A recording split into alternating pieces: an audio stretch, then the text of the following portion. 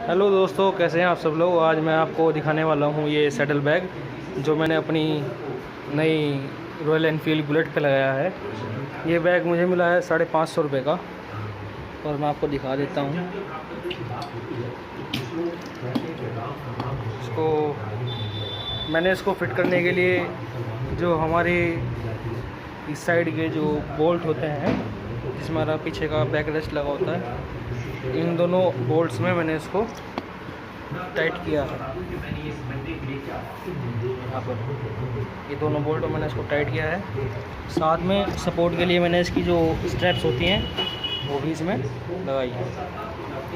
Black colour में मुझे मिल नहीं पा रहा था, इसलिए मैंने ब्राउन कलर में फिट किया है। और देखने में काफ़ी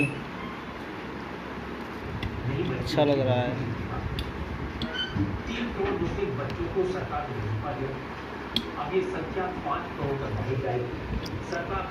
तो आप देख सकते हैं कि काफ़ी अच्छा लग रहा है।